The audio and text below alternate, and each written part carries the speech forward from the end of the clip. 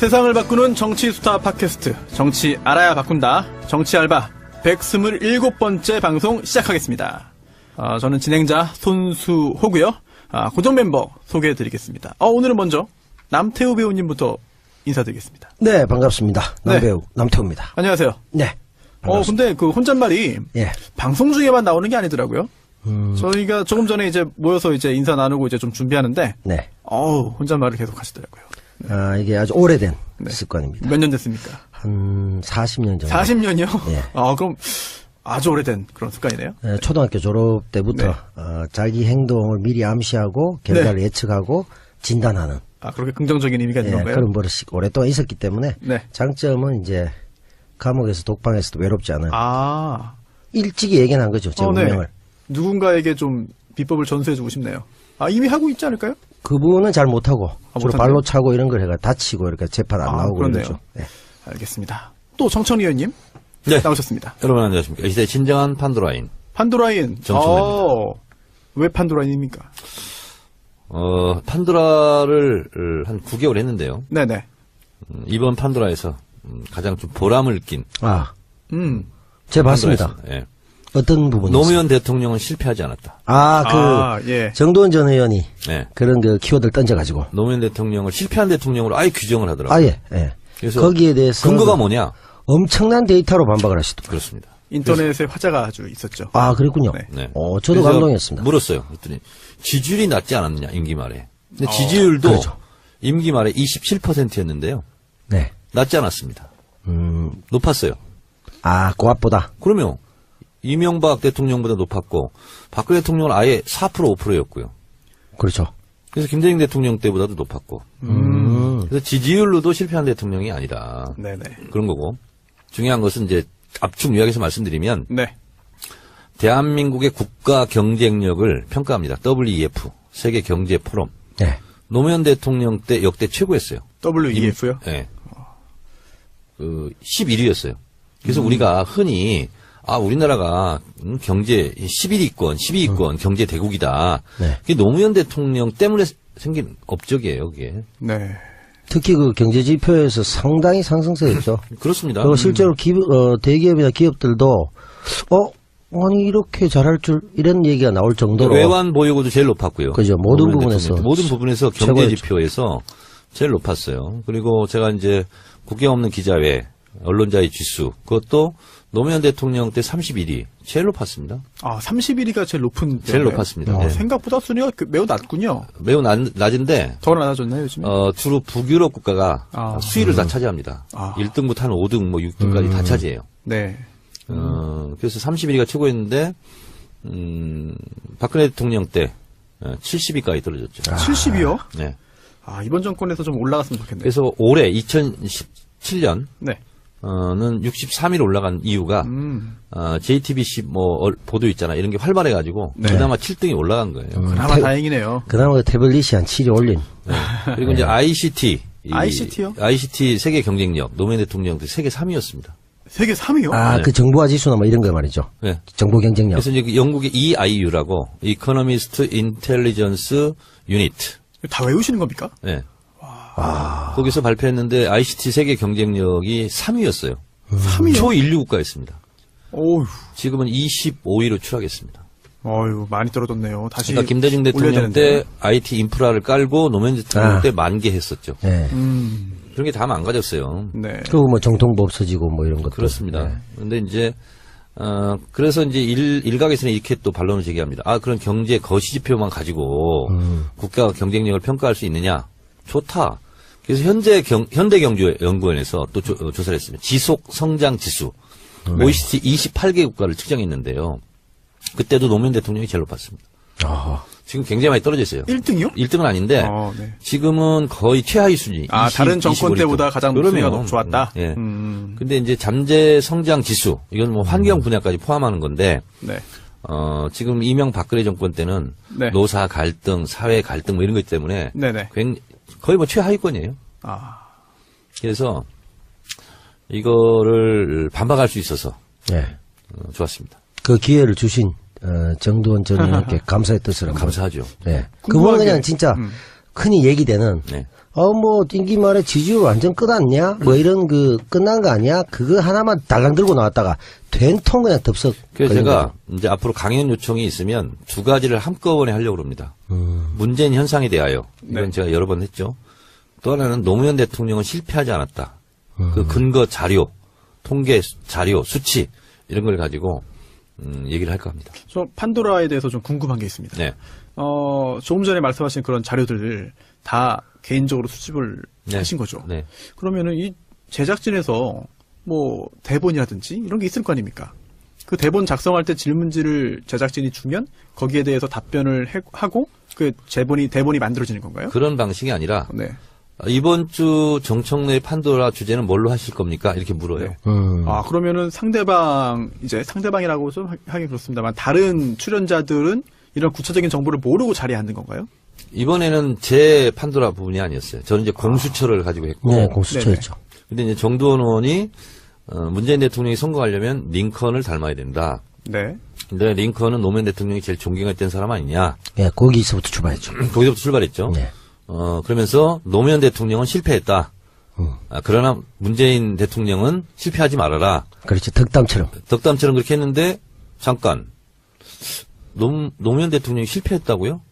인정 못합니다. 그 근거가 뭐죠? 이렇게 이제 시작된 네. 거예요. 그러면 애초에 준비된 부분이 아니었던 거네요? 그렇습니다. 오. 평소에 알고 계시던 다양한 데이터. 그렇다면 굉장히 더 흥미로워지는데요, 이게. 네. 야, 저는 좀 이 사전에 준비된 게 아닌가. 그렇다면은 왜 저렇게 정두원 의원이 저렇게 속수무책으로 당하고 있나. 근데 본인은 내가 이런 자료를 알고 있을 거라는 걸 모르는 상태에서 그렇죠. 네. 본인은 실패한 근거를 못 댄 거죠. 그 근거를 전혀 못 대고 준비했다기보다 약간 논쟁이 될 때 원래 갖고 있던 그 데이터를 제시한 거고, 링컨 대통령 그만큼 존경한다면서 상대방을 배려하고 설득했던 그 정신을 노무현 대통령이 이어받지 못하고 정적을 배제하는 방식으로 갔기 때문에 실패한 거 아니냐라면서 끼워 넣으면서 이제 지지율도 봐.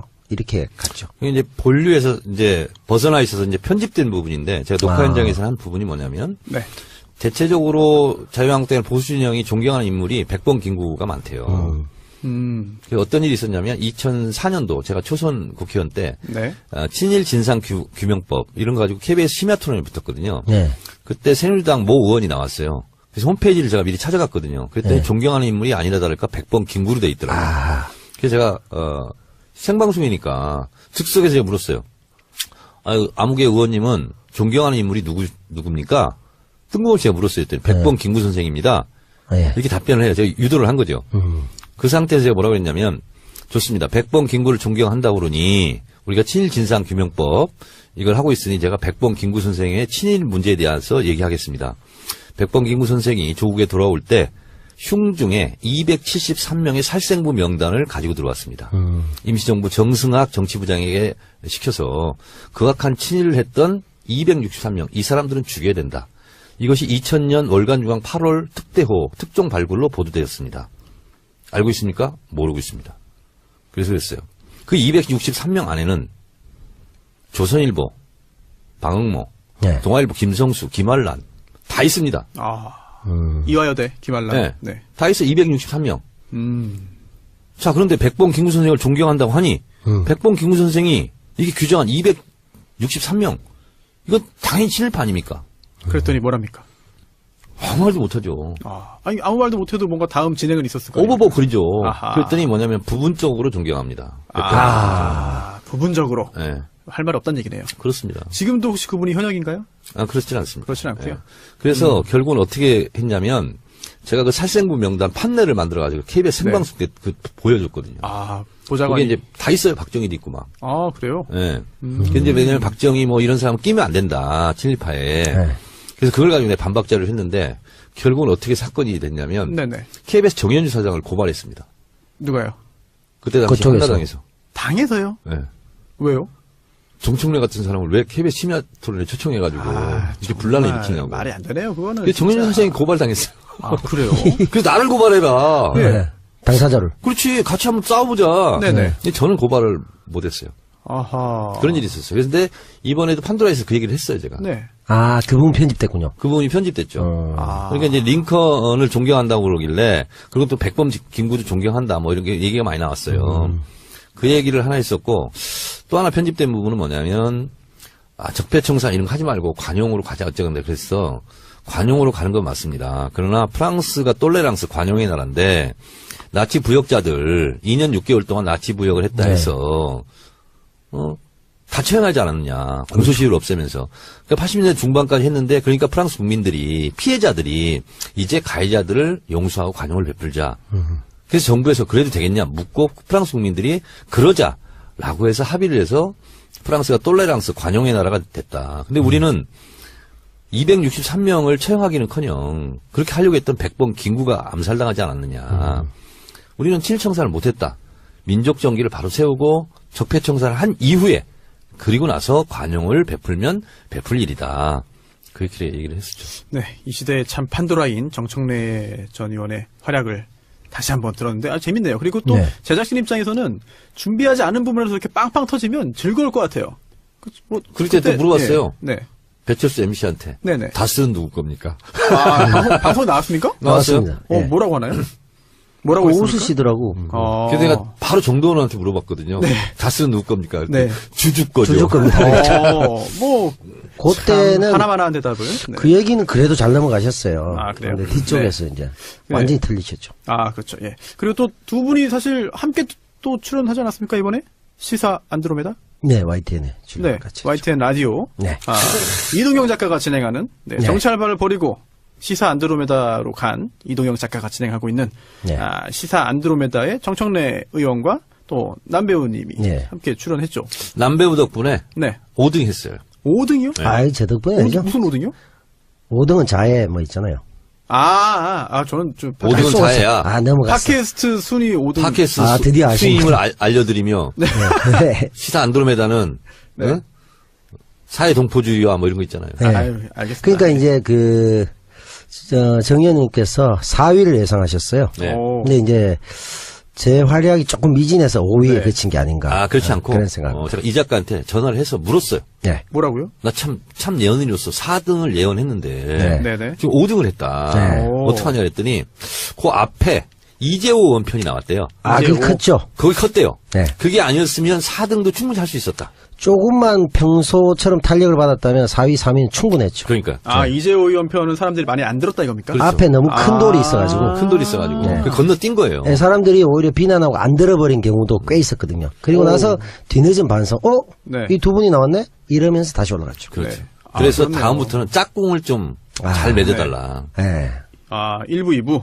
그래서 우리가 예. 다음번에는 네.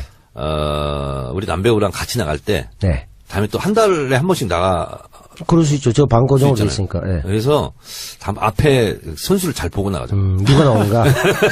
저번처럼 문성근 선배 이렇게 나가니까 바로 그냥 쭉 올라가더라고. 섭외를 같이 좀 논의를 하세요. 이동영 작가하고. 예. 네. 아니면 주진우를 앞에 세우고 아니면 그러면- 김호준을 세울까? 효과적이네요. 그러면 뭐 3위한테는 무난하지 않을까. 효과적이네요. 홍상희 기자가 지금도 계속 네. 진행하죠. 그럼요, 예, 하시죠. 그 근데 홍상희 3등을 기자. 하면 네네. 이 작가 또 출연료를 올려주기로 했대요. 3등을 하면요. 이 작가 또 옵션을 걸었군요. 네. 그래요? YTN에서 그렇게 얘기를 했대요. 그럼 3등 빨리 해야겠네요. 지금 이제 10위 안에 들어가가지고 7위 아닌가 10위 안에 들어가가지고 들어갔죠. 계속 올렸대요. 네. 네네. 올렸어요, 벌써? 올렸대요. 우리는 뭐 순위 올라가도 아무 그런 우리는 얘기도 뭐 이 없는데. 작가를 위해서 봉사하는 거지. 우리는 해도 뭐 언제든지 교체할 수 있다고 비난하고 이러는데. 역시 모든 자기는 게 또- 가서 올리고. 모든 게 이동영 작가의 큰 그림 안에서 지금 이루어지고 있습니다. 네, 그렇습니다. 지난주 이 두 분의 이제 활약상 말씀을 드렸고요. 손혜원 의원은 지금 전주에서 국정감사를 진행하고 있습니다. 그래서 네. 지금 상경하는 중인데요. 빨리 도착하면 2부에서 모시도록 하겠고요. 그 시골에 있는 사람들이 있잖아요. 어린아이들이 가장 가고 싶어하는 중학교가 어딘지 아세요? 아직인 겁니까? 지방에 있는 아이들? 아하. 이게 뭐 상경중입니다. 상경중. 역시 뭐. 그래요. 이게 근데 네. 이게 아재 개그가 보면 그 전략적 아재 개그와 또 네. 본능적 당황하지 아재 마세요. 개가 네. 있거든요. 네. 당황한 게 내가 지금. 근데 정 의원님은 저는 약간 전략적 아재 개그 쪽인데 네. 전략적하고 본능적 쪽에 약간 본능 쪽에 더 가까우신 것 같아요. 옛날에 우리 친구들 있잖아요. 네. 뭐 무작정 상경중. 뭐 이런 애들이 많았어요. 그렇죠. 근데 제가 옛날에요. 진짜 감명 깊게 봤던 영화가 하나 있어요. 강수연 주연. 강수연 주연이요? 아재 바라지. 아재 대바라지 이것도 맞아요. 아재 개그라고 해가지고 지금 하신 겁니까? 요건 아재 들어간다고? 요거는 진짜 아재 개그 중에서도 최하급이기 때문에. 급이죠. 네, 완전히 급이죠. 떨어지는. 예. 예. 정청래 의원의 그 반성과 좀 심기일전을 기다리면서 광고 한번 듣고 오시죠. 네, 그러시죠.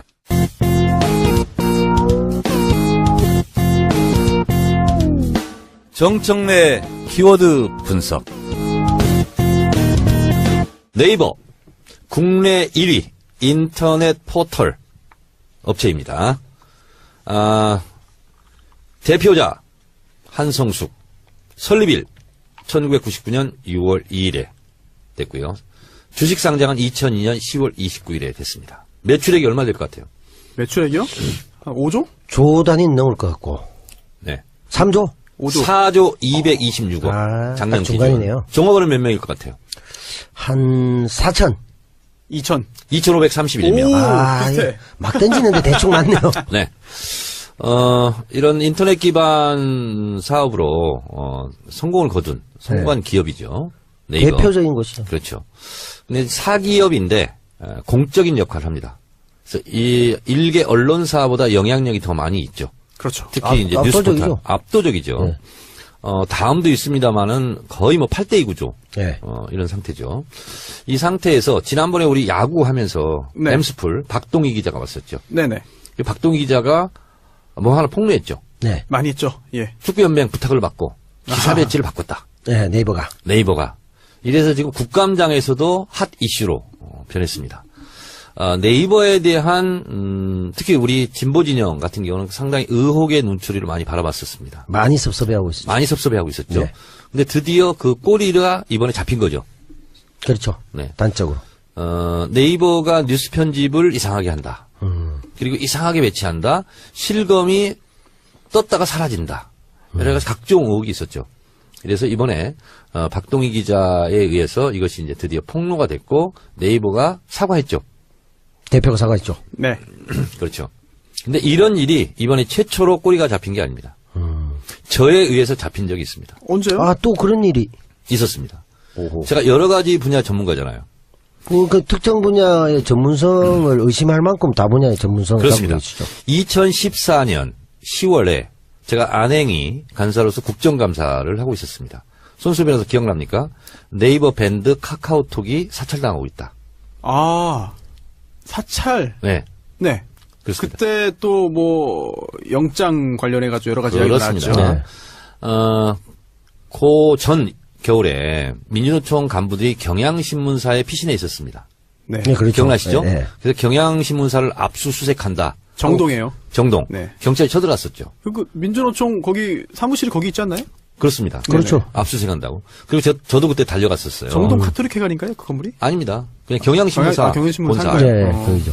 근데 그때 어떤 일이 벌어졌냐면 민주노총 간부에 대해서 네이버 밴드를 사찰했다. 예를 들면 그걸 압수수색 영장을 받아서 사찰할 수 있죠. 근데 그분과 밴드를 했던 모든 사람들을 다 사찰했어요.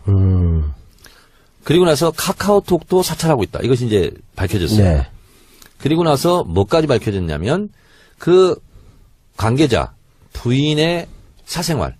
사생활이라는 것은 다른 게 아니고 병원 진료 기록. 아, 이런 것까지 다 사찰했다.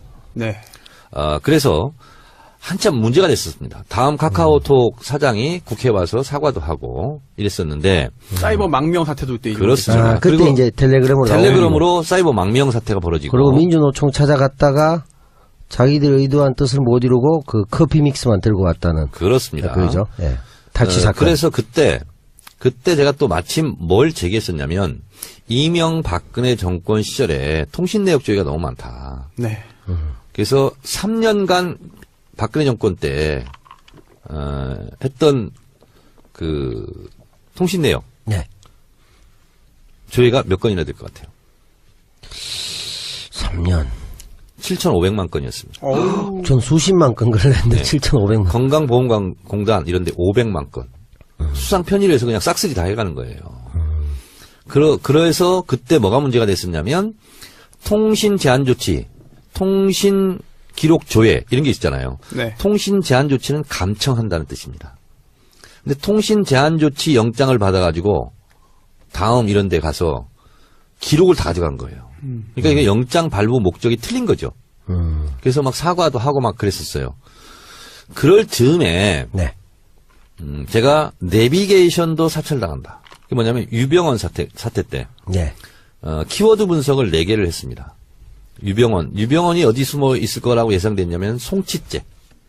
그래서 송치골, 송치째, 송치골 가든. 그리고 유병원 씨 아들 유대균 씨가 언남초등학교에 나타났다. 이런 첩보가 돼가지고 언남초등학교. 이 4가지 키워드 분석을 내비게이션에 친 사람들 있잖아요. 네. 이 사람들을 다 사찰했습니다. 야, 그럼 그때 거기에 그렇게 검색하지 않고 내비에서 네. 매실밭 이렇게 검색했더라면 그건 사람들, 아니고요. 그 사람은 안 된다니까. 그러니까 어떤 사람들을 했냐면 그때 유병원 씨 도피를 돕고 있다. 그 조력자들 있잖아요. 김엄마 기억나십니까? 네, 김엄마. 이런 분들 5회 이상 이런 분들과 통화한 사람 430명을 사찰했고요. 그리고 은신철하고 얘기됐던 그 4가지 키워드 송치골 가든 송치째 그리고 언남초등학교를 친 사람들 있잖아요. 이 사람들을 다 사찰했습니다. 근데 내비게이션이 6개 그때 업체였는데 1등, 2등, 3등 업체에 가입된 회원이 3,800만 명이었습니다. 그러니까 4천만 명을 대상으로 이 4가지 키워드를 친 사람들 있잖아요. 이 사람들을 다 들여다봤어요. 야. 근데 문제는 뭐냐면 이분들이 아무 관계없는 국민들이잖아요. 네. 누구든지 송치째, 네. 송치골 가든 칠 수 있잖아요. 네. 네. 근데 그분들이 2차 목적지가 있을 거 아니에요. 네. 그것까지 다 사찰했습니다. 그 다음에 어디로 갔느냐. 어디로 갔는지를. 야, 내비게이션 쓰면 안 되겠네요. 이것을 그래서 제가 폭로했습니다. 국감 때. 그래서 그날 기사가 200건이 넘게 쏟아졌습니다. 네. 그날의 톱뉴스였어요. 음. 그래서 제가 얼마나 기뻤겠어요. 네. 근데 실검이 안 올라옵니다. 아, 그래요? 정청래, 송치째, 어. 내비게이션 이런 게 안 올라와요. 오, 의심이 되네요. 의심이 되죠. 네네. 그리고 아무리 봐도 주요 기사가 안 떠요. 아하. 정치면도 없어요. 네. 다음에선 떴습니까? 안 떴어요. 다음에도 안 뜨고. 어. 그래서 제가 밤에 가가지고 분하고 억울하고 원통하잖아. 네. 그래서 일일이 다 봤어요. 댓글이 안 달려요. 안 달려요? 예. 그날은 댓글 많이 본 기사, 가장 많이 읽은 기사에 다 떠야 되거든. 네. 왜냐면 그날 가장 핫했거든요. 아. 그래서 새벽 2시쯤에 제가 그것을 일일이 검색을 다 해봤어요. 네. 안 떠요. 허허. 근데 이제 어떻게 다 조치를 한 거야. 음. 근데 하나 조치를 못 해가지고 하나의 기사가 댓글이 971개가 달렸더라고. 네. 원래 한 3,000개, 4,000개, 5,000개씩 달려야 되는데 그거는 어떻게 처리를 못 했는지 971개가 댓글 달렸는데 댓글 많이 달린 기사의 랭킹을 보니까 6위에 랭크가 돼야 돼요. 네. 근데 30위까지도 없습니다. 가장 많이 읽은 기사도 댓글 많이 달린 기사도 1등부터 30위까지 없어요. 네. 너무 이상하잖아요. 네. 그래서 그 다음날 따졌어요. 네. 네이버 관계자를 불러가지고 네. 어떻게 된 거냐 그랬더니 IT 분야로 섹션을 처방을 놨어요. 그 KBO 때 그 박동희 기자의 이야기랑 똑같네요. 그때도 야구 관련된 KBO 비리 기사 썼더니 IT 쪽으로 편성이 됐다고 네. 그랬거든요. 어허. 수법이네요. 그러네요. IT 쪽으로 가면 잘 안 보이는 겁니까? 그러니까요. 아니 국정감사 때 한 기사인데 그게 IT 분야야. 내비게이션 관련된 거라고 그냥 내비게이션이 무슨 성능이 뭐 업그레이드 됐다거나 뭐 그런 게 아니잖아. 네. 야, 이런 또 편법이 또 있네요. 정말. 네. 야, 사실 그 네이버 그래서 이걸 네. 가지고 우리 방송 좀 늦게 나가겠네. 아침에 뉴스 공장에 나가게 됐어요. 아, 나가서 이제 상세히 설명하신다고. 언제요? 우리 녹음한 다음 날 내일 아침. 내일 아침에. 아, 있죠. 그래요? 네. 뭐 네이버 이야기로요? 아, 이- 과거 이- 경험 이거 이 지금? 얘기로. 아하. 왜냐면 지금 네이버가 지금 이제 관심 이슈로 들어갔기 때문에. 네. 그래서 이게 지금 이제 이런 거죠. 제 추론입니다. 지금부터는. 네. 네. 영향력이 일개 하나의 매체보다 엄청나게 영향력이 있는 네이버에 과연 국정원이 손대지 않았을까? 저는 그런 의혹을 가질 수밖에 없는 거죠. 국정원 입장에서는 굉장히 매력적인 것이죠. 당연하죠. 네, 댓글 하나 가지고도 그렇게 신경을 썼는데 그런 수공업적인 작업보다 포털을 장악하면 그렇습니다. 훨씬 더 쉬우니까. 네이버는- 그러면서 얘기하신 거 보면 네이버가 지금까지 봤을 때 이번이 처음이라기보다는 상습범적인 측면이 강할 것 같다. 이 말씀 없다라고 보지 않을 수 없다는 생각이 불현듯 스치고 지나가는 것을 어쩔 수 없다. 아, 그렇군요. 정확히 알아들었습니다, 저는. 네. 뭐 더 추가로 네이버 관련된 끝. 말씀. 그래요? 짧네요, 굉장히 생각보다. 네. 네. 전 옛날에 이 이야기도 생각이 납니다. 네이버는 평정됐다. 당시에 그런 말도 있었죠. 실제로 당시 의원이 네. 언론인 출신의 의원이 그런 말을 하기도 했고요. 누가 있었죠? 진성호 의원 아닌가요? 그런가요? 네. 네이버가 영향력이 막대하다 보니까 이거를 언론에 준해서 또는 언론으로 보고 규제 또는 여러 가지 그런 제재를 해야 되는 거 아니냐라고 하는 논의도 굉장히 오랫동안 계속되고 있습니다. 네. 어떻게 생각하십니까?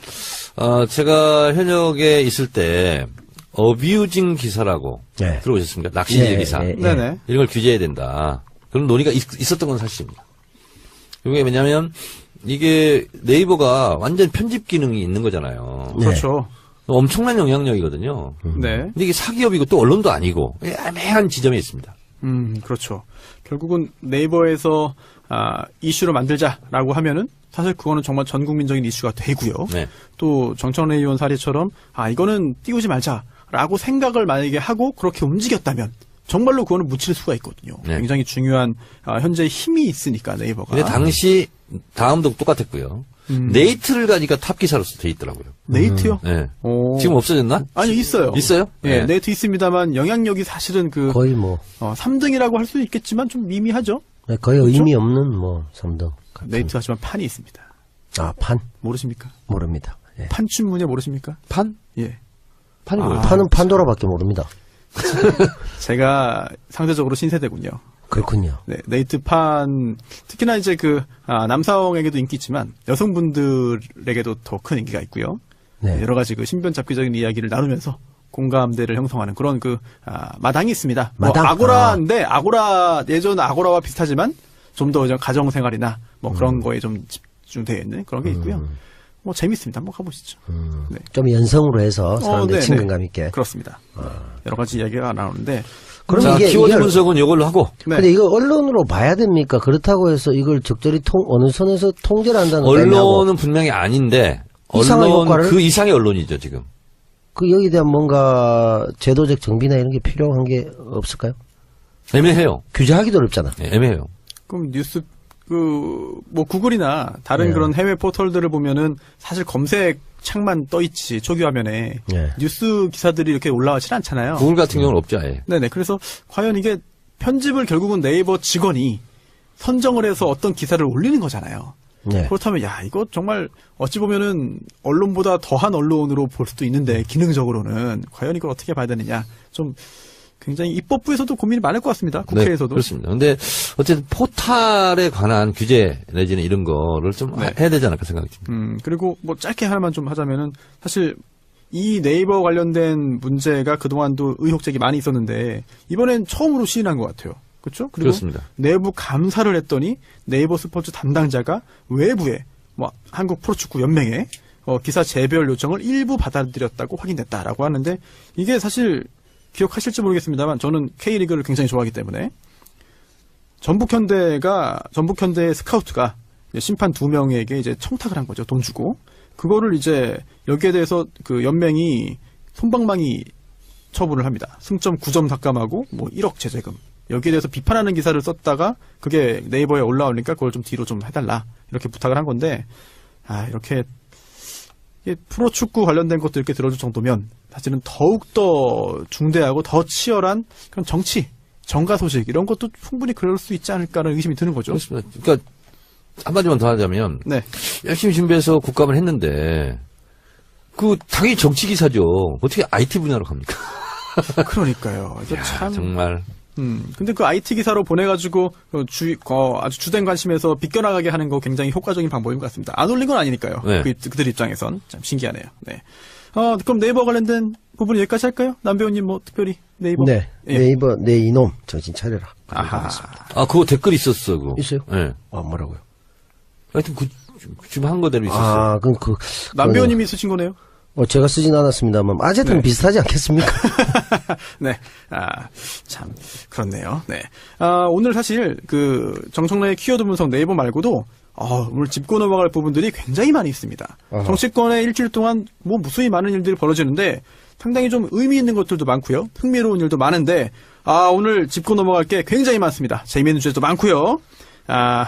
먼저 좀 통합 정계 개편 흥미로운 부분인데요. 국민의당과 바른정당 통합 관련돼서 굉장히 많은 이야기들이 나왔고 뭐 박지원 전 대표, 안철수 대표, 유승민 뭐 이제 의원 등등 굉장히 다양한 얘기가 나왔습니다. 일단 송기석 의원이죠. 안철수 대표의 최측근인데 요 김현정의 뉴스쇼 인터뷰를 하면서 거의 뭐 소속 의원 중에 30명이 바른정당과의 통합에 찬성한다. 라는 말을 하면서 뭐 일단 발칵 뒤집어졌습니다. 어떻게 보셨나요? 드디어 올 것이 왔다. 드디어 이렇게 왔다. 생각하고. 예상하셨나요? 네, 그럼요. 네. 저는 총선 때 반짝 뭐 그렇게 해서 정치 구도가 형성이 됐는데 대선 거치면서 2번 3번 당, 4번 당이죠, 그러니까. 네. 그렇죠? 여기는 1번 당과 2번 당을 향한 구심력이 작동할 수밖에 없고 그 당에서는 원심력이 작동할 수밖에 없다. 그 과정이 있는 거고 이런 논리 저런 논리를 가지고 많이 되는데 결국은 저는 국민의당과 바른정당은 길게 가지 못할 정당이다. 라고 전 1년 전부터 얘기했어요. 근데 그 길게 가지 못할 정당이라는 게 바른정당도 뭐 소멸되거나 민주당에 흡수되는 경우도 있고 국민의당이 네. 네. 그리고 또 바른정당은 자유한국당이 흡수되거나 뭐 이제 소멸되는 경우도 있겠고 한데 이 둘의 합당도 예상하셨나요? 합당 시도? 그럼요. 그것도요. 어차피 잔류파와 탈당파, 네. 그러니까 이탈되는 조직이 있을 거고 잔류에서 사수주쟁 한 조직이 있을 수밖에 없어요. 네. 네, 그래서 그건 뭐 자연스러운 일이다. 그리 뭐 그래요? 새삼스러운 일은 아니다. 그러니까 이게 그런 의미죠. 그 두 당이 어떻게 보면 이제 본류에서 가출을 한 거 아닙니까? 네. 가출을 하면 통상적으로 이제 가출한 아이들이 갈 곳이 없잖아요. 그럼 가출한 아이들끼리 모인다고. 네. 모여가지고 비리를 저지르거나 이러다가 다시 가출팸. 그렇죠. 가출팸이 되죠. 그러다가 잡혀가거나 아니면은 뭐 좀 반성하거나 이렇게 되는데 네. 이 집도 그런 결과로 될 것이다. 그런데 가출 시도 중에 이제 쪽수가 좀 밀리기도 하고 쪽수가 뭡니까? 쪽수죠. 사람 수. 그런데 예, 의원 수가 모자라기도 하고. 사람 쪽잖아요. 그다음에 구심력이 아무래도 자유한국당에서 계속 땡기고 있으니까 바른정당이 국민의당보다 훨씬 더 빨리 가출의 힘이 동력이 떨어져서 찢어지는. 그래서 이제 양쪽에서 국민의당이라는 변수까지 포함해서 자유한국당까지 해서 바른정당 찢어먹기 경쟁을 하는 그런 어떤 지포 상태가. 이거는 대선 전에 기억나세요? 신삼당 야합이다. 네. 그래서 네. 제가 계속 박지원, 김무성 연대 네. 공격하고 했었잖아요. 네. 그래서 반기문 총장을 중심으로 한 빅텐트론. 네. 근데 제가 반기문은 빅텐트를 치려면 그 세우는 기둥이 높아야 되잖아요. 폴 데가 없었죠. 폴 데가 없었잖아요. 네. 그래서 신삼당 야합 이것이 이제 좌절된 거였죠. 네. 그래서 반문재인 연합. 지금 뭐 국민의당은 반문재인 연합, 문재인 싫어당 아니겠습니까? 정강정책이죠.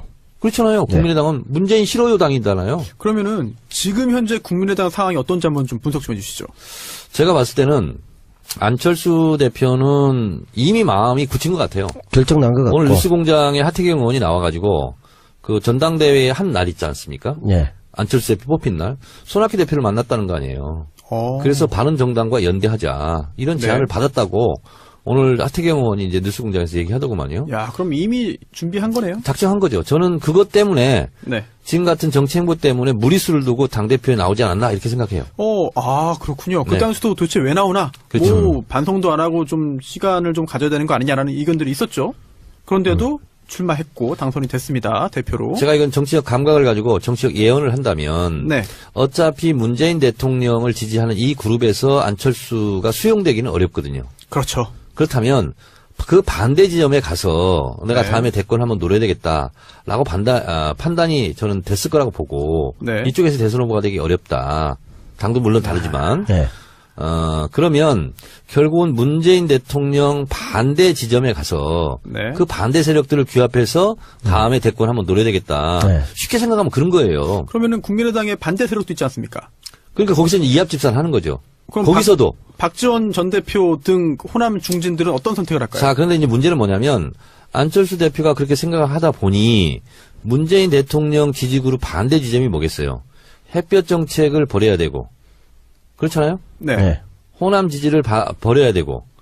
그렇잖아요. 그렇죠. 네. 그 유승민 대표가 그 일탈을 친 겁니다. 그 두 가지 조건 두 가지 내렸죠. 조건. 네. 그러면 안철수 대표가 정치머리가 좀 있는 사람 같으면 유승민 대표를 향해서 뭐라고 얘기하냐면 그런 소리 하지 마라.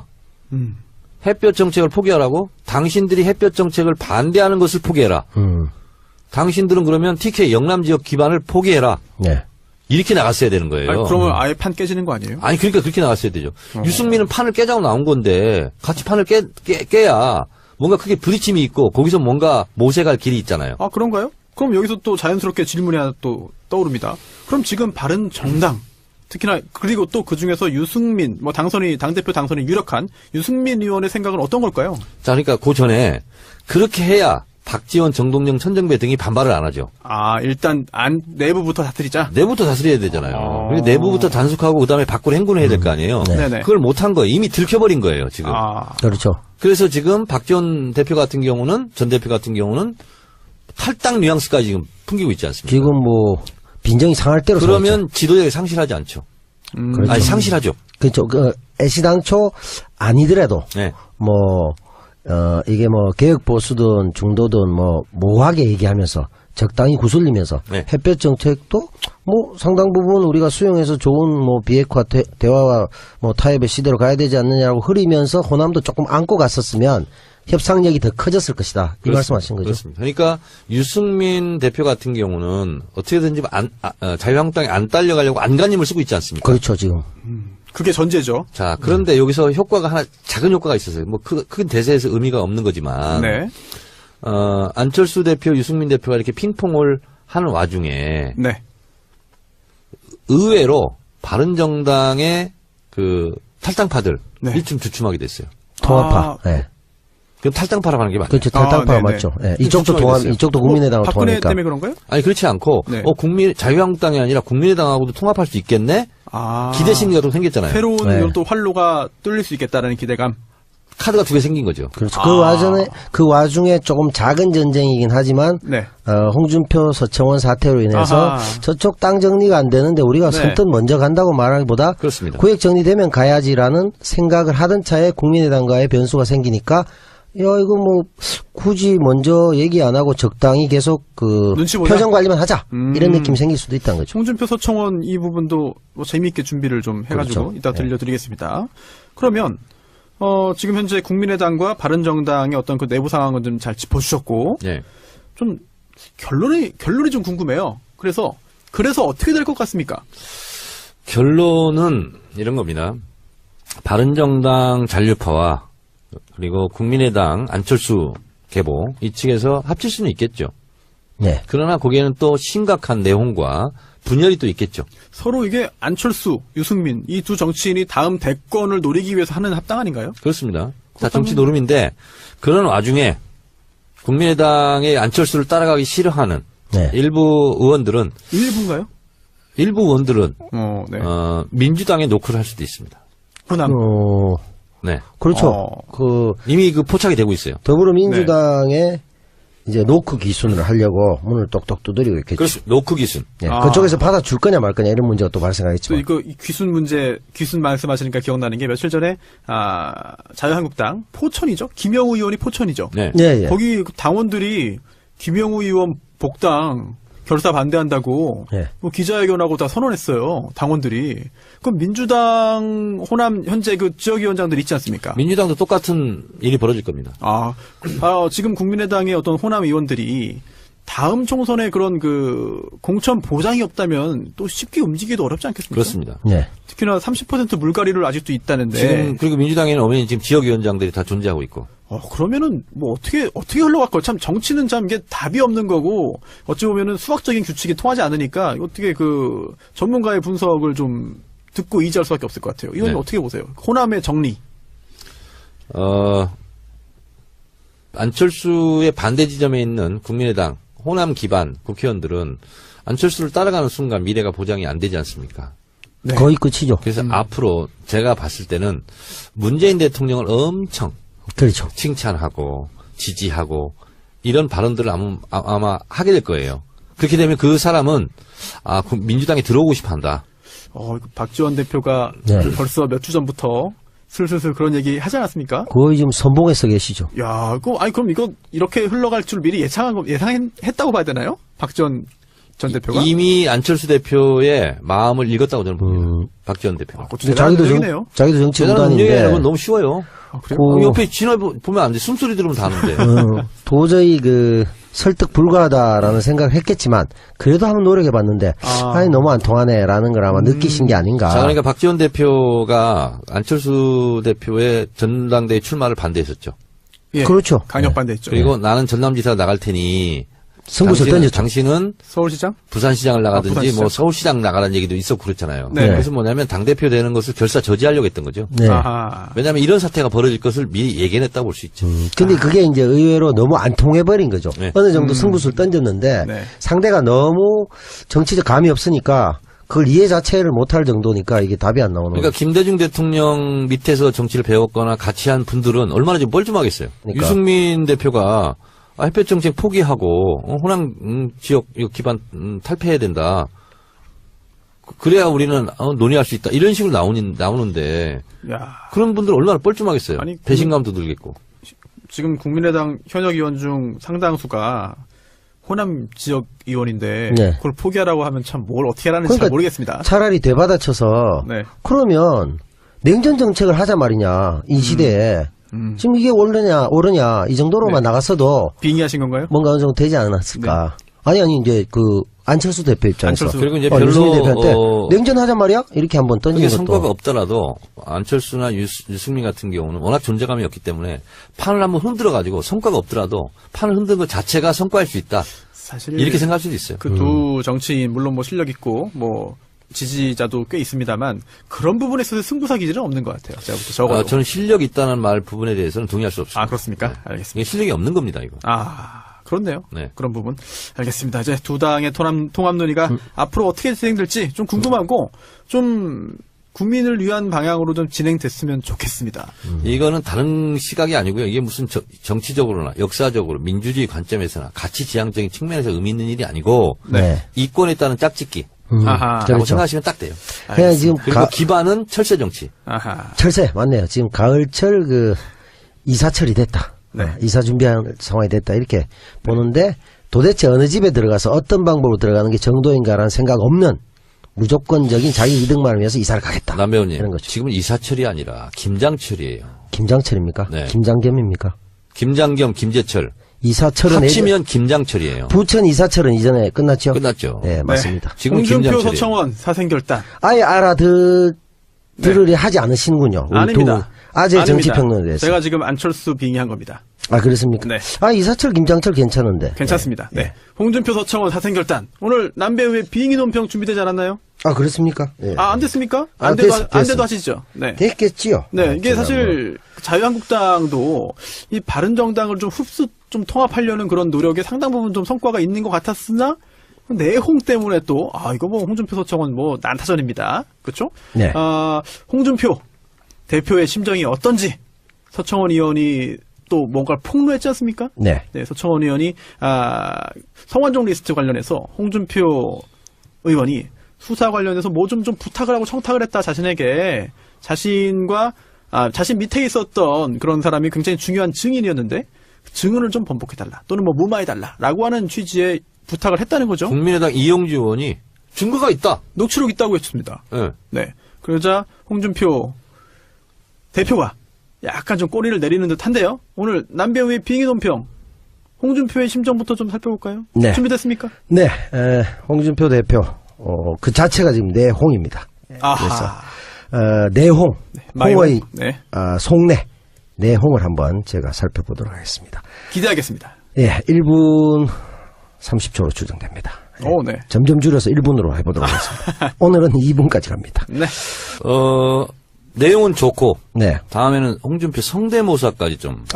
원래 제가 두 가지를 다 할 수 있으나, 오늘 좀 됐어요, 초반에 성대모사가. 오늘은 이제 하신 거 그냥 아니에요? 뒤에 빼버리고, 네. 그냥 대변인 논평 형태로 내용만 따라갔습니다. 그럼 홍준표 성대모사 한 마디만 해주세요. 인사, 뭐 아무거나 하나만. 이게 다 문제이기 때문이지 뭐.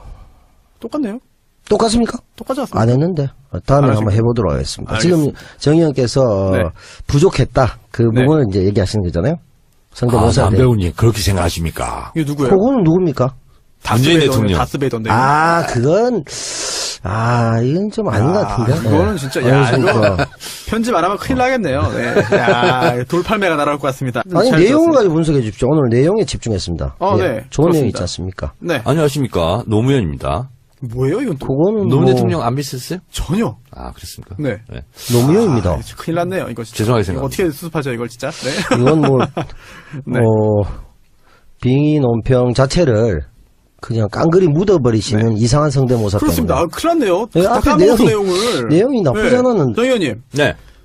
지금 최경환 서청원 의원 같은 경우에는 이제 출당하려면 뭐 자진타당 안 할 테니까 안 하죠. 출당 조치하려면은 또 의원총회 표결이 있어야 되고 소속 의원 3분의 2 예. 이상의 찬성이 있어야 되지 않습니까? 가능할까요? 최경환. 71, 2석 돼야 네. 되죠. 그 서청원 의원 입장의 항변을 저는 이해를 합니다. 왜냐면 억울하다. 한번 징계를 받았거든요. 알았죠. 일사부절이다. 당원 자격정지. 네. 굉장히 센 겁니다, 이거. 3년인가 받았을 거예요. 네. 그 다음에 대선 때 홍준표 후보가 풀어줬죠. 은근슬쩍. 또 이제 친박표를 의식해서 박근혜 풀어줬어요. 표 필요하니까. 그게 다시 또 치는 거거든요. 네. 일사부절의 원칙이 어긋난다. 이 항변은 이유 있는 항변입니다. 저도 그렇게 생각합니다. 남배우님도? 그건 아무래도 이제 그 징계를 많이 받아보셨기 때문에. 징계 전문가잖아요. 네, 전문가네요. 그러니까 잘하시는. 네. 이거 원리 원칙적으로 봤을 때는 뭔가 위법적인 구정이 있다. 당헌 당규상 이런 지적은 할 수 제가 있어요. 옛날에 시골에서 있잖아요. 농악놀이 이런 거 하잖아요. 꽹가리치고. 네, 꽹가리치고. 네. 근데 저는 징을 들었어요. 예. 그래서 징계 전문가가 된 것 같아요. 징이 그치. 울리는. 그게 제일 쉬워요. 이 와중에서도 이런 거 다 잘릴 수도 있어, 진짜. 아니 이 와중에도 그 손 변호사님의 감시가 소홀해진 네. 틈에 그새 네. 징이 그냥 들어와 버렸어요. 자, 제가 눈은 내리깎고 있어도 귀는 열려 있습니다. 자, 지금. 그런데, 이런 게 또 딜레마일 거예요. 홍 대표 같은 경우는 벌써 이제 기스가 난 거죠. 이미. 이미 기스가 난 거고. 음. 그리고 이제 지방선거 관련해서 지난번에 얘기한 것 같은데, 네. 지방선거 출마자들은 TK 쪽에서는요, 아직도 박근혜 표는 살아있거든요. 그래서 무시 못하죠. 그렇습니다. 네. 그렇기 때문에 3분의 2 의원총회 통과가 쉽지 않습니다. 쉽지 않다. 만약에 그래서 결국은 출당이 안 된다라고 한다면 홍준표의 지도력 상처받는 건데 어떻게 되겠습니까? 뭐 대표를 그만두나요? 이럴 수 있어요. 자유한국당도 찢어질 수 있습니다. 그래요? 그러면 충격적인 예언인데. 옛날에 이민우 파동이라고 있었습니다. 네, 사쿠라 파동. 신민당? 예. 네.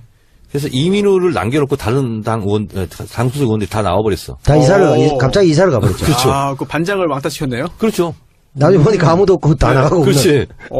뒤로 돌아보니까 자기 혼자 있어. 아하. 빈집을 만들어버렸죠. 이런 것처럼 뭐 그 정도는 아니더라도 네. 친박 지금 성향 의원들이 지금 숨죽여 있지만 저는 20명은 넘을 거라고 봅니다. 그래요. 그렇다면은 참 홍준표 대표도 굉장히 좀 난처한 상황에 빠질 것 같은데, 혹시 홍준표 대표가 지금 대법원판 아직 그 재판 남아있잖아요. 네. 그 성완종 리스트 관련해서 1심 유죄, 2심 무죄입니다. 여기에 이 대법원의 판단에도 영향이 있지 않을까라는 그런 분석도 있는데 어떻게 보십니까? 그렇겠죠. 지금 상당히 영향이 있을 거라고 보고 증거가 있다라고 또 얘기했고 뭐 이영주 의원까지도 가세하고 막 이렇게 되니까 네.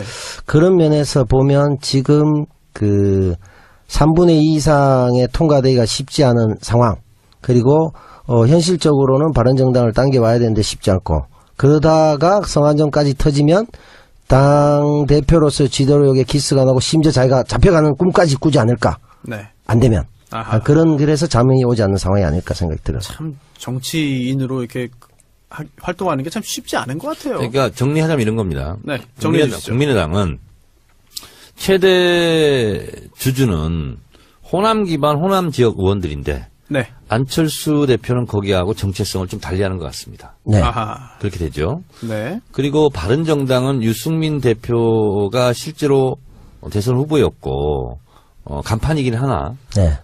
숫자가 좀 부족한 것 같고 그렇죠. 네. 거기는 자유한국당으로서의 원심력이 작동하고 있고 그리고 유승민과 안철수 관계 속에서는 이해가 맞아떨어지는 것 같아요. 네. 그러나 주변이 따라오지를 않고 네. 이런 상황 같고 자유한국당 같은 경우는 친박을 내쳐야 바른정당을 의원들을 흡수할 수 있는데 그러기에는 홍준표 대표가 흠결이 너무 많고 또 역학관계도 복잡하고 이렇게 되는 것 같아요. 이렇게 복잡한 수가 얽혀서 돌아가는데 이것을 바라보는 평가 기준, 네. 뷰 포인트. 네. 뭡니까? 이거는 아까 얘기했잖아요. 이권에 따른 아. 이합 집산 짝짓기 철새 정치다. 자기 이익 때문에 한다. 그렇습니다. 그리고 알겠습니다. 역사에 의미 있는 일은 아니다. 네. 결국 이제 야당 중에 이제 야3당이 결국 통합 논의 지금 진행 중인데 뭐 여러 가지 일들이 터지기 때문에 어떤 결과가 나올지 그리고 또 정청래 의원의 예언 분석이 잘 맞아떨어질지 관심 있게 재미있게 지켜보도록 하겠습니다. 네. 그럼 거기서 봤을 때 지금 이제 그 당이 5개 당 중에 더불어민주당과 정의당은 내용과 형식이 비교적 일치하는 반면에 나머지 3당은 대표와 내용 그러니까 형식과 내용이 상당히 언밸런스 남으로 해서 이런 요동이 계속 칠 수밖에 없는 당의 구조를 갖고 있다. 이렇게 볼 수 있겠네요. 알겠습니다. 남배우의 또 분석까지 들으셨고요. 자, 이제 1부 두 번째 광고 듣고 오시겠습니다. 수사, 재판 이번 주에 굉장히 많았습니다. 특히나 국정감사 열렸는데요. 윤석열 중앙지검장이 나와서 굉장히 또 의미 있는 이야기를 했고요. 또 우병우 전 수석 다시 한번 출국 금지 됐습니다. 게다가 남재준 국정원장 당시에 국정원이 아예 영화 세트처럼 가짜 국정원 사무실, 집무실을 만들었다. 별일이 다 있습니다. 참 엄청나죠. 그리고 또 KBS 고대영 그리고 박근혜 조은선 이재용 재판까지 정말 굉장히 많은데요. 고대영 200만 원 수수. 이건 좀 너무한 거 아닙니까? 뭐부터 할까요? 정 의원님 고르시죠. 지금 다 했잖아요. 그래도 하나하나 또 의미를 짚어주시고. 우리 있잖아요. 스피드 퀴즈로 합시다. 그럴까요? 제가 낼까요? 네. 네. 어떻게 남배우님도 준비됐습니까? 주신 대로 저희가 답변을 번갈아 가면서. 번갈아 가면서 알겠습니다. 자, 윤석열 정 의원님. 네. 윤석열 관련해서 자유롭게 말씀해 주시죠. 윤석열 서울중앙지검장 문재인 정부 들어서 굉장히 잘한 적재적소 인재 배치 중에 하나인데요. 네. 다스가 누구 거냐고 물어봤죠. 그렇습니다. 네. 실소유자를 확인하겠다. 네. 이렇게 얘기했습니다. 확인이 될 것으로. 네. 희망 섞인 전망을 해봅니다. 확인이 좀 됐으면 좋겠습니다. 네. 또 이번에 윤석열 중앙지검장이 이야기하면서 우병우 관련된 이야기도 했어요. 그래서 우병우 수사 어떻게 할 거냐라고 했더니 첩보가 많다고 해서 뭐 구속을 위한 수사를 할 수는 없다. 하지만 수사 열심히 하겠다. 수사하다 보면 드러나지 않겠느냐. 제가 네. 이거는 들었다고 해도 들었다고 할 수 없는 네. 그냥 정치적 감인데 네. 윤석열 중앙지검장으로서는 우병우를 진짜 잡고 싶지 않을까? 그렇겠죠. 그렇죠. 네. 그렇겠죠. 자존심이 좀 세워되지 않을까? 세울 수 있지 않을까요, 자존심? 그러면 우병우도 네. 윤석열 중앙지검장이 잡아 드리지 않을까? 그런 생각이 듭니다. 그런 일이 있어서 좀 의혹이 좀 말끔히 해소가 되고 또 죄 지은 게 있다면 당연히 그에 대한 그런 처벌이 있어야겠죠. 국감장에 서울 고검 국감을 했죠. 법사위에서. 네. 고검장이 지금 누구죠? 조은석. 누굽니까? 고검장이죠. 고대 출신입니다. 네. 이분이 충남도지사 누구죠? 충남도지사요? 아니죠. 네. 수사에서 구속시킨 검사일 겁니다. 예전에. 그래요? 예전에. 근데 기수가 빠릅니다. 그 옆에 앉아있는 윤석열 네. 중앙지검장. 네.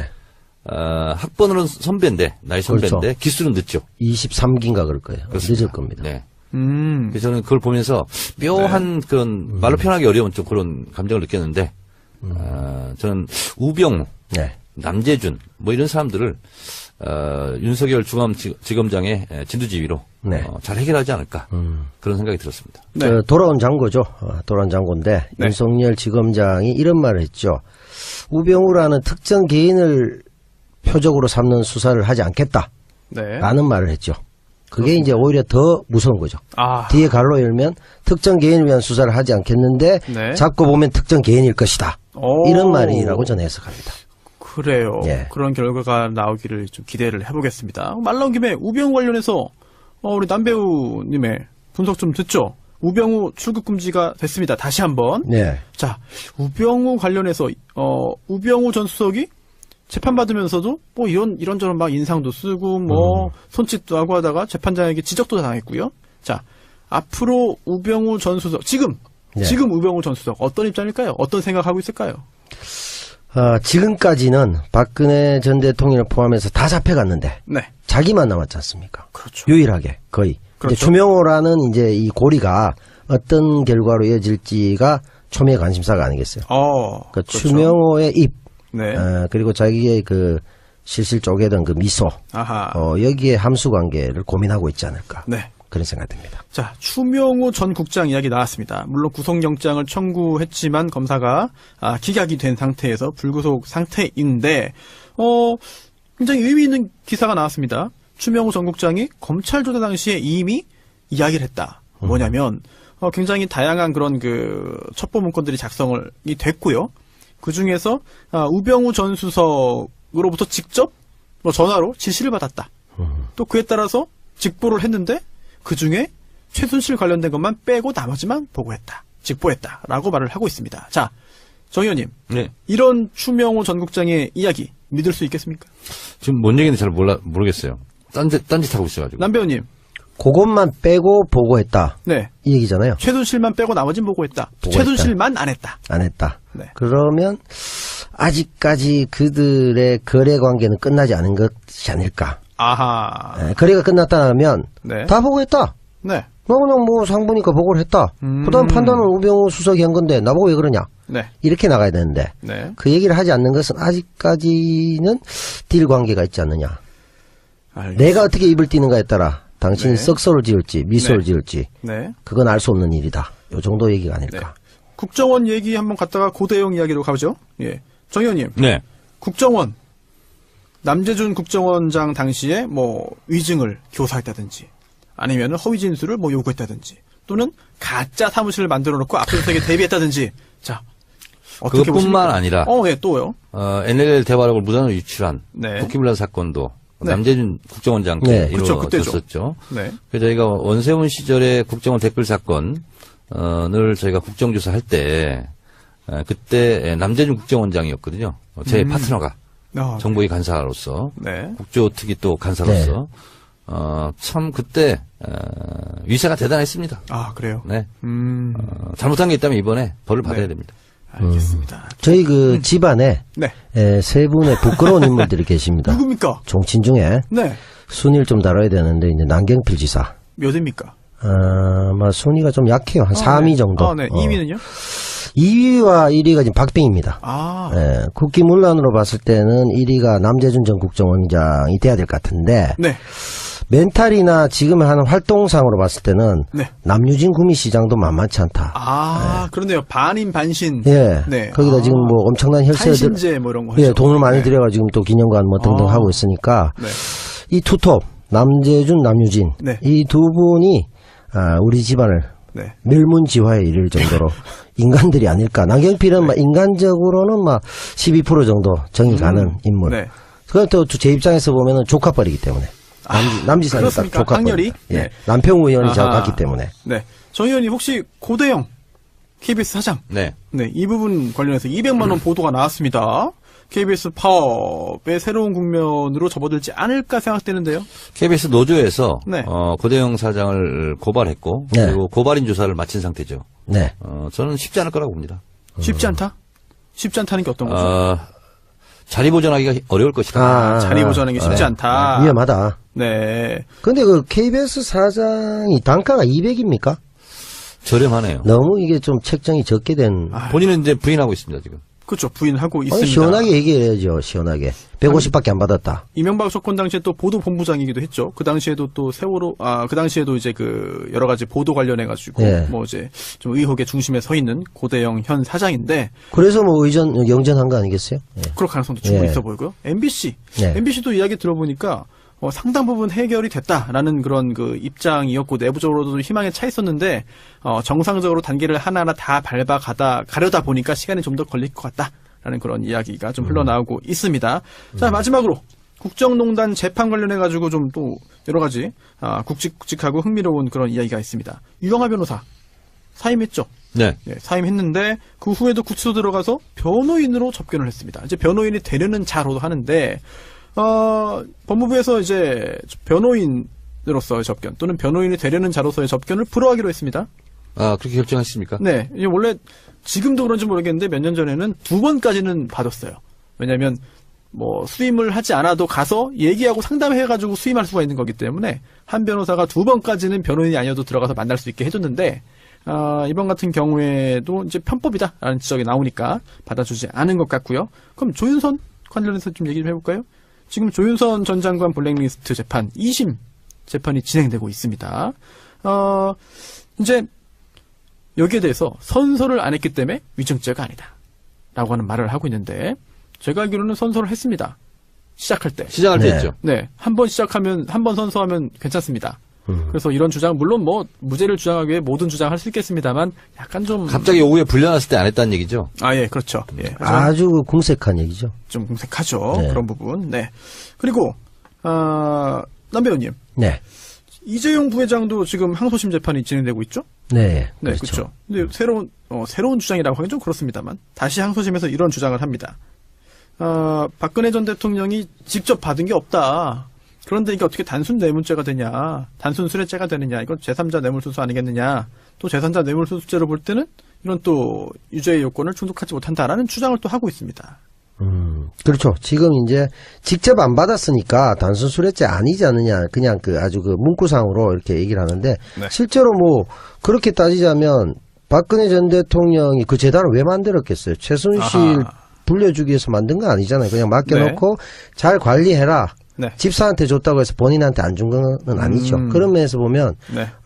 충분히 이게 이제 설득력이 없는 얘기고, 네. 또 한편으로도 보면 이게 과연 이런 문구상의 해석만으로 피해갈 수 있는 정도가 아닌 국정농단의 엄청난 전 국민이 다 알고 있는 상황인데, 경제적 공동체였다는 것도 이미 다 나와 있는데, 그걸 뭐 굳이 대통령이 특정 사람 최순실을 위해서 삼성이 도와달라고만 했다는 건 너무나 궁색한 얘기가 아닌가 생각이 들어요. 결국 이 재판이 다 대법원까지 갈 것 같아요. 그렇다면 대법원 그렇겠죠. 판결문도 굉장히 좀 공부할 가치가 있는 그런 판결문으로 남지 않을까, 그렇게 생각이 되고요.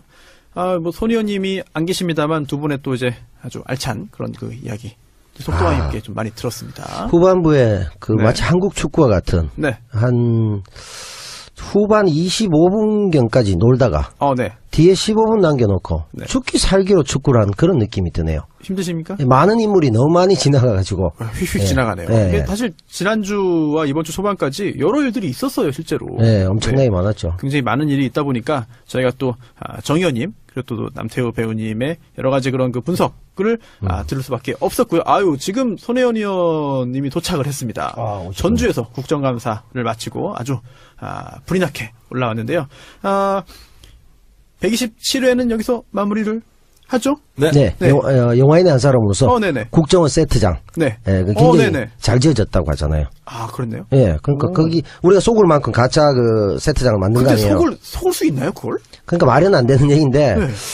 국정원이 그렇게까지 영화 산업에 침투하시니까 우리가 잘 안 되는 거예요. 우리한테 좀 세트장 좋은 거 만들어주시면 네. 좋은 연기로 보답하겠습니다. 알겠습니다. 제가 꼭 전달하겠습니다. 남재준 전 국정원장에게 전달을 하겠고요.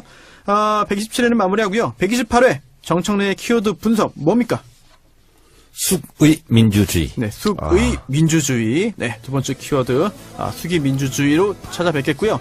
128회는 손혜원 의원까지 이제 완성된 완성체로 세상을 바꾸는 정치 수다 팟캐스트 정치 알아야 바꾼다. 정치 알바 127번째 방송 시작하겠습니다. 저는 진행자 손수호고요. 고정 멤버 소개해드리겠습니다. 오늘은 먼저 남태우 배우님부터 인사드리겠습니다. 네, 반갑습니다. 네. 남배우 남태우입니다. 안녕하세요. 네. 반갑습니다. 근데 그 혼잣말이 예. 방송 중에만 나오는 게 아니더라고요. 저희가 조금 전에 이제 모여서 이제 인사 나누고 이제 좀 준비하는데, 네. 혼잣말을 계속 하시더라고요. 이게 아주 오래된 네. 습관입니다. 몇 년 됐습니까? 한 40년 정도. 40년이요? 예. 그럼 아주 오래된 그런 습관이네요. 초등학교 졸업 때부터 네. 자기 행동을 미리 암시하고 결과를 예측하고 진단하는 그렇게 긍정적인 의미가 있는 건가요? 그런 버릇이 오랫동안 있었기 때문에 네. 장점은 이제 감옥에서 독방에서도 외롭지 않은 일찍이 예견한 거죠. 제 운명을. 네. 누군가에게 좀 비법을 전수해주고 싶네요. 이미 하고 있지 않을까요? 그분은 잘 못하고 주로 못한대요? 발로 차고 이런 걸 해가 다치고 이렇게 재판 안 나오고 그렇네요. 그러죠. 네. 알겠습니다. 또 정청리 의원님 네. 나오셨습니다. 여러분 안녕하십니까. 이 시대의 진정한 판도라인. 판도라인. 정청래입니다. 왜 판도라인입니까? 판도라를 한 9개월 했는데요. 네네. 이번 판도라에서 가장 좀 보람을 낀 제가 봤습니다. 판도라였습니다. 예. 어떤 부분이 노무현 대통령은 실패하지 않았다. 예. 정도원 전 의원이 네. 그런 그 키워드를 던져가지고. 노무현 대통령을 실패한 대통령으로 아예 규정을 하더라고요. 예. 그래서 거기에 대해서. 근거가 뭐냐? 엄청난 데이터로 반박을 하시더라고요. 그렇습니다. 인터넷에 화제가 아주 있었죠. 그랬군요. 네. 네. 저도 그래서 감동했습니다. 물었어요. 그랬더니 지지율이 낮지 않았느냐 임기 말에. 근데 지지율도 그렇죠. 임기 말에 27%였는데요. 네. 낮지 않았습니다. 높았어요. 고압보다. 그러면 이명박 대통령보다 높았고 박근혜 대통령은 아예 4% 5%였고요. 그렇죠. 그래서 김대중 대통령 때보다도 높았고. 그래서 지지율로도 실패한 대통령이 아니다. 네네. 그런 거고. 중요한 것은 이제 압축 요약해서 말씀드리면 네. 대한민국의 국가 경쟁력을 평가합니다. WEF 세계 경제 포럼. 네. 노무현 대통령 때 역대 최고였어요. WEF요? 네. 11위였어요. 그래서 우리가 흔히 우리나라가 경제 11위권, 12위권 경제 대국이다. 네. 그게 노무현 대통령 때문에 생긴 업적이에요, 그게. 네. 특히 그 경제 지표에서 상당히 상승세였죠. 그렇습니다. 그리고 실제로 대기업이나 기업들도 아니 이렇게 잘할 줄 이런 얘기가 나올 정도로 외환 보유고도 제일 높았고요. 그죠. 모든 노무현 부분에서 대통령. 모든 부분에서 경제 최고였죠. 지표에서 제일 높았어요. 그리고 제가 이제 국경 없는 기자회, 언론자의 지수, 그것도 노무현 대통령 때 31위, 제일 높았습니다. 31위가 제일 높은 제일 데인가요? 높았습니다. 네. 생각보다 순위가 매우 낮군요. 매우 낮은데, 더 낮아졌나요, 요즘에? 주로 북유럽 국가가 수위를 다 차지합니다. 아. 1등부터 한 5등, 6등까지 다 차지해요. 네. 그래서 31위가 최고였는데, 박근혜 대통령 때 70위까지 떨어졌죠. 70위요? 네. 이번 정권에서 좀 올라갔으면 좋겠네요. 그래서 올해 2017년 네. 는 63위로 올라간 이유가 JTBC 보도 있잖아 이런 게 활발해가지고 네. 그나마 7등이 올라간 거예요. 그나마 다행이네요. 그나마 태블릿이 한 7위 올린. 네. 그리고 이제 ICT ICT요? ICT 세계 경쟁력 노무현 대통령 때 세계 3위였습니다.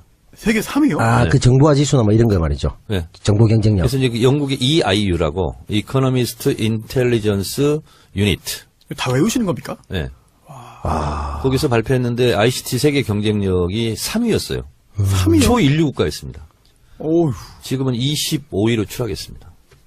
많이 떨어졌네요. 다시. 그러니까 김대중 올려야 대통령 되는데. 때 IT 인프라를 깔고 노무현 대통령 때 만개했었죠. 네. 그런 게 다 망가졌어요. 네. 그리고 뭐 정통부 없어지고 뭐 이런 것도. 그렇습니다. 네. 그런데 이제 그래서 이제 일각에서는 이렇게 또 반론을 제기합니다. 그런 경제 거시지표만 가지고 국가 경쟁력을 평가할 수 있느냐? 좋다. 그래서 현대경제연구원에서 또 조사를 했습니다. 지속 성장 지수 OECD 28개 국가를 측정했는데요. 그때도 노무현 대통령이 제일 높았습니다. 지금 굉장히 많이 떨어져 있어요. 1등이요? 1등은 아닌데 네. 지금은 거의 최하위 순위. 다른 정권 25일 때보다 가장 순위가 그러면 좋았다? 예. 근데 이제 잠재 성장 지수 이건 뭐 환경 분야까지 포함하는 건데 네. 지금 이명박근혜 정권 때는 네. 노사 갈등, 사회 갈등 뭐 이런 것 때문에 네네. 거의 뭐 최하위권이에요. 그래서 이거를 반박할 수 있어서 네. 좋았습니다. 그 기회를 주신 정두원 전 의원께 감사의 뜻을 한번. 감사하죠. 네. 그분은 그냥 진짜 흔히 얘기되는 네. 뭐 임기 말에 지지율 완전 끝났냐? 뭐 이런 끝난 거 아니야? 그거 하나만 달랑 들고 나왔다가 된통 그냥 덥석. 그래서 걸린 제가 거죠. 이제 앞으로 강연 요청이 있으면 두 가지를 한꺼번에 하려고 합니다. 문재인 현상에 대하여 이건 네. 제가 여러 번 했죠. 또 하나는 노무현 대통령은 실패하지 않았다. 그 근거 자료, 통계 자료, 수치 이런 걸 가지고 얘기를 할까 합니다. 저 판도라에 대해서 좀 궁금한 게 있습니다. 네. 조금 전에 말씀하신 그런 자료들을 다 개인적으로 수집을 네. 하신 거죠. 네. 그러면은 이 제작진에서 뭐 대본이라든지 이런 게 있을 거 아닙니까?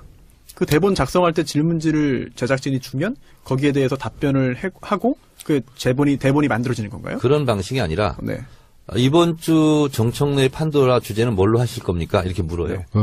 그러면은 상대방이라고 좀 하긴 그렇습니다만 다른 출연자들은 이런 구체적인 정보를 모르고 자리에 앉는 건가요?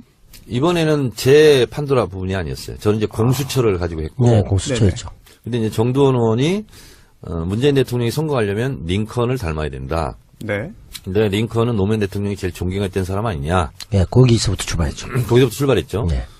그러면서 노무현 대통령은 실패했다. 그러나 문재인 대통령은 실패하지 말아라. 그렇죠. 덕담처럼. 덕담처럼 그렇게 했는데 잠깐. 노무현 대통령이 실패했다고요?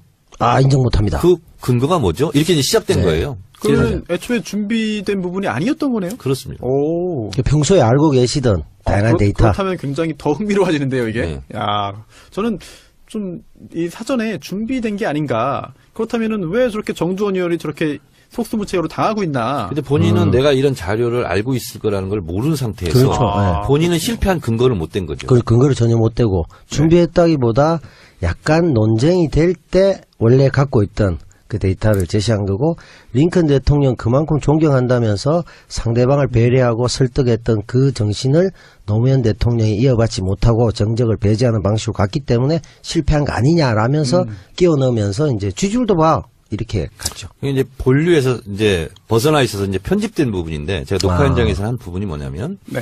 대체적으로 자유한국당의 보수 진영이 존경하는 인물이 백범 김구가 많대요. 그 어떤 일이 있었냐면 2004년도 제가 초선 국회의원 때 네. 친일 진상 규명법 이런 거 가지고 KBS 심야 토론에 붙었거든요. 네. 그때 새누리당 모 의원이 나왔어요. 그래서 홈페이지를 제가 미리 찾아갔거든요. 그랬더니 네. 존경하는 인물이 아니라 다를까 백범 김구로 돼 있더라고요. 아, 그래서 제가 생방송이니까 즉석에서 제가 물었어요. 아유, 아무개 의원님은 존경하는 인물이 누굽니까? 뜬금없이 그죠? 4조 226억. 아, 작년 딱 중간이네요. 기준. 종업원은 몇 명일 것 같아요? 한 4천. 2000. 2,531명. 오, 아, 비슷해. 막 던지는데 대충 맞네요. 네. 이런 인터넷 기반 사업으로, 성공을 거둔 성공한 기업이죠. 네이버. 대표적인 곳이죠. 그렇죠. 근데 사기업인데, 공적인 역할을 합니다. 그래서 이 일개 언론사보다 영향력이 더 많이 있죠. 그렇죠. 특히 이제 압도적이죠. 뉴스포탈. 압도적이죠. 네. 다음도 있습니다만은 거의 뭐 8대2 구조. 네. 이런 상태죠. 이 상태에서 지난번에 우리 야구 하면서 네. 엠스풀 박동희 기자가 왔었죠. 네네. 그 박동희 기자가 뭐 하나 폭로했죠. 네. 많이 했죠. 예. 축구연맹 부탁을 받고 기사 배지를 바꿨다. 네, 네이버가. 네이버가.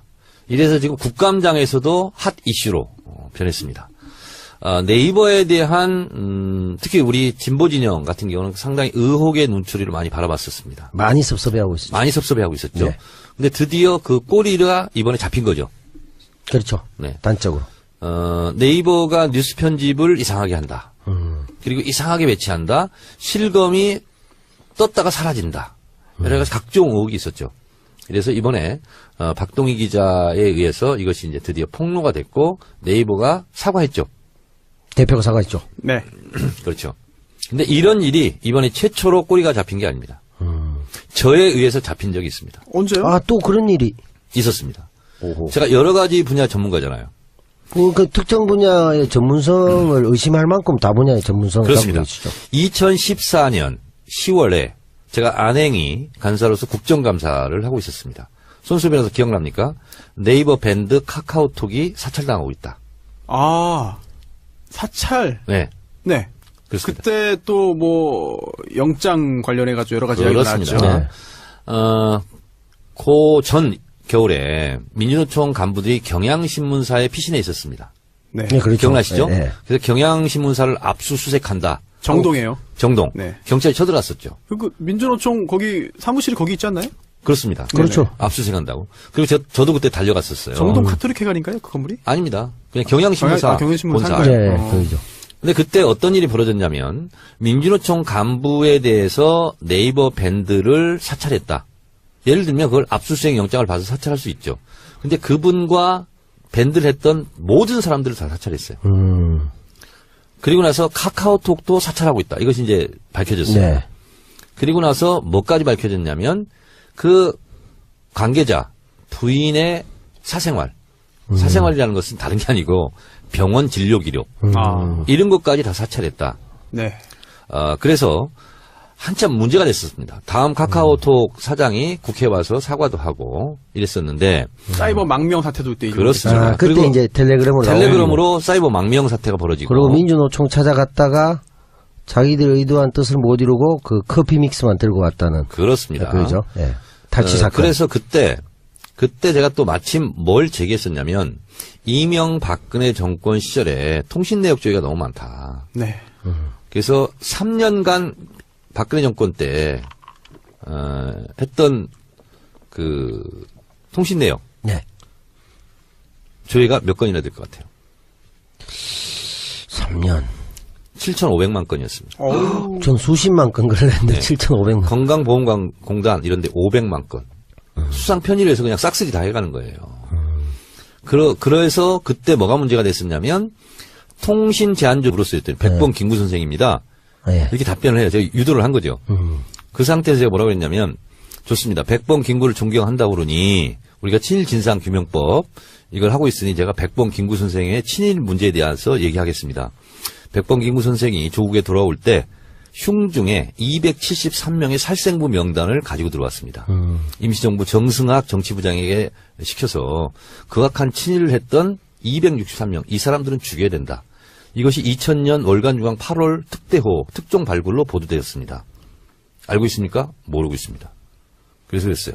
그 263명 안에는 조선일보, 방응모, 네. 동아일보 김성수, 김환란 다 있습니다. 이화여대 김한란. 네. 네. 다 있어 263명. 음. 자, 그런데 백범 김구 선생을 존경한다고 하니 백범 김구 선생이 이게 규정한 263명 이건 당연히 친일파 아닙니까? 그랬더니 뭐랍니까? 아무 말도 못하죠. 아니 아무 말도 못해도 뭔가 다음 진행은 있었을 거예요. 오버버클이죠. 아하. 그랬더니 뭐냐면 부분적으로 존경합니다. 부분적으로 네, 할 말 없다는 얘기네요. 그렇습니다. 지금도 혹시 그분이 현역인가요? 그렇진 않습니다. 그렇진 않고요. 예. 그래서 결국은 어떻게 했냐면 제가 그 살생부 명단 판넬을 만들어가지고 KBS 생방송 때 보여줬거든요. 보좌관이. 거기 이제 다 있어요. 박정희도 있고 막. 그래요? 예. 근데 왜냐면 박정희 뭐 이런 사람 끼면 안 된다. 친일파에. 네. 그래서 그걸 가지고 내가 반박자를 했는데 결국은 어떻게 사건이 됐냐면 네네. KBS 정현주 사장을 고발했습니다. 누가요? 그때 당시 그쪽에서. 한나당에서. 당해서요? 예. 왜요? 정청래 같은 사람을 왜 KBS 심야 토론에 초청해가지고 이렇게 분란을 일으키냐고. 말이 안 되네요. 그거는. 근데 정현주 진짜. 사장이 고발당했어요. 그래요? 그래서 나를 고발해라. 네. 당사자를. 그렇지. 같이 한번 싸워보자. 네네. 근데 저는 고발을 못했어요. 아하. 그런 일이 있었어요. 그런데 이번에도 판도라에서 그 얘기를 했어요, 제가. 네. 그 부분 편집됐군요. 그 부분이 편집됐죠. 아. 그러니까 이제 링컨을 존경한다고 그러길래 그리고 또 백범 김구도 존경한다 뭐 이런 게 얘기가 많이 나왔어요. 그 얘기를 하나 했었고 또 하나 편집된 부분은 뭐냐면 적폐청산 이런 거 하지 말고 관용으로 가자 어쩌건데 그랬어. 관용으로 가는 건 맞습니다. 그러나 프랑스가 똘레랑스 관용의 나라인데 나치 부역자들 2년 6개월 동안 나치 부역을 했다 해서 다 처형하지 않았느냐. 공소시효를 없애면서. 그러니까 80년대 중반까지 했는데 그러니까 프랑스 국민들이 피해자들이 이제 가해자들을 용서하고 관용을 베풀자.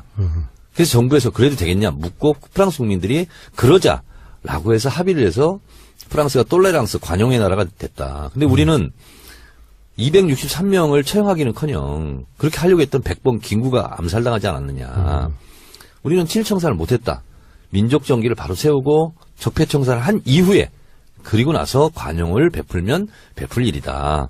그렇게 얘기를 했었죠. 네. 이 시대의 참 판도라인 정청래 전 의원의 활약을 다시 한번 들었는데 재밌네요. 그리고 또 네. 제작진 입장에서는 준비하지 않은 부분에서 이렇게 빵빵 터지면 즐거울 것 같아요. 그때 또 물어봤어요. 네. 배철수 MC한테. 네네. 다스는 누구 겁니까? 방송 나왔습니까? 나왔습니다. 예. 뭐라고 하나요? 뭐라고 했습니까? 웃으시더라고. 그래서 내가 바로 정도원한테 물어봤거든요. 네. 다스는 누구 겁니까? 네. 주주 거죠. 주주 겁니다. 그때는 하나만 한 대답을. 네. 그 얘기는 그래도 잘 넘어가셨어요. 그래요? 근데 뒤쪽에서 이제 네. 완전히 틀리셨죠. 그렇죠. 예. 그리고 또 두 분이 사실 함께 또 출연하지 않았습니까, 이번에? 시사 안드로메다? 네, YTN에 네. 같이. YTN 라디오. 네. 이동영 작가가 진행하는 네. 정치 알바를 버리고 시사 안드로메다로 간 이동영 작가가 진행하고 있는 네. 시사 안드로메다의 정청래 의원과 또 남배우님이 네. 함께 출연했죠. 남배우 덕분에 네. 5등 했어요. 5등이요? 네. 제 덕분에 아니죠. 무슨 5등이요?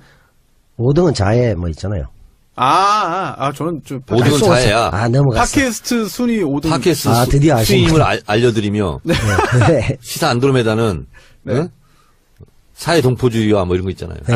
알겠습니다. 그러니까 이제 정 의원님께서 4위를 예상하셨어요. 네. 근데 이제 제 활약이 조금 미진해서 5위에 네. 그친 게 아닌가. 그렇지 않고 그런 생각. 제가 이 작가한테 전화를 해서 물었어요. 네. 뭐라고요? 나 참 예언인으로서 4등을 예언했는데 네. 네네. 지금 5등을 했다. 네. 어떡하냐 그랬더니 그 앞에 이재호 의원 편이 나왔대요. 아, 그게 컸죠. 거기 컸대요. 네. 그게 아니었으면 4등도 충분히 할 수 있었다. 조금만 평소처럼 탄력을 받았다면 4위, 3위는 충분했죠. 그러니까. 아, 이재호 의원 편은 사람들이 많이 안 들었다 이겁니까? 그렇죠. 앞에 너무 큰 돌이 있어가지고. 큰 돌이 있어가지고. 네. 그 건너뛴 거예요. 네, 사람들이 오히려 비난하고 안 들어버린 경우도 꽤 있었거든요. 그리고 나서 뒤늦은 반성, 네. 이 두 분이 나왔네? 이러면서 다시 올라갔죠. 그렇죠. 네. 그래서 그렇네요. 다음부터는 짝꿍을 좀 잘 맺어달라. 네. 아, 1부, 2부. 그래서 우리가 예. 다음번에는, 네.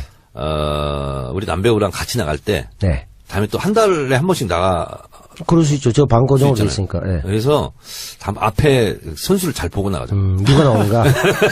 저번처럼 문성근 선배 이렇게 나가니까 바로 그냥 쭉 올라가더라고. 아니, 섭외를 같이 좀 논의를 하세요. 이도영 작가하고. 예. 네. 아니면 주진우를 앞에 세우고, 그러면- 아니면 김호준을 세울까? 효과적이네요. 그러면 뭐 참여하는 무난하지 않을까? 효과적이네요. 아, 그 홍상희 기자가 지금도 계속 진행하죠. 그럼요, 예, 하시죠. 그 근데 홍상희 기자. 3등을 하면 네네. 이 작가 또 출연료를 올려주기로 했대요. 3등을 하면요. 아, 이 작가 또 옵션을 걸었군요. 네.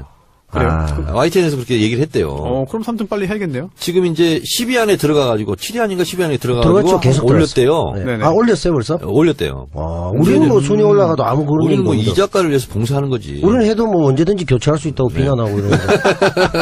아, 역시 모든 자기는 게 또, 가서 올리고. 모든 게 이동영 작가의 큰 그림 안에서 지금 이루어지고 있습니다. 네, 그렇습니다. 아, 지난주 이 두 분의 이제 활약상 말씀을 드렸고요. 손혜원 의원은 지금 전주에서 국정감사를 진행하고 있습니다. 그래서 네. 지금 상경하는 중인데요. 빨리 도착하면 2부에서 모시도록 하겠고요. 그 시골에 있는 사람들이 있잖아요. 어린아이들이 가장 가고 싶어하는 중학교가 어딘지 아세요? 아직이 겁니까? 지방에 있는 아이들? 하하. 이게 뭐 상경중입니다. 아, 상경중. 역시 뭐.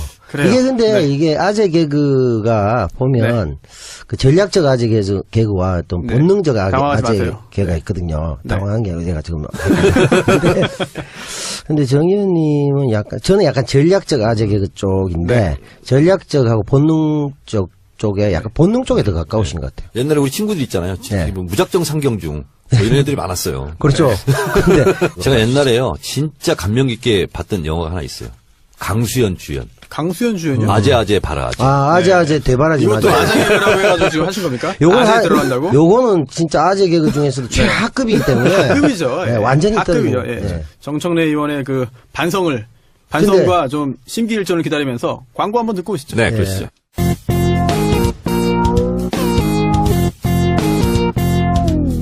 정청래 키워드 분석.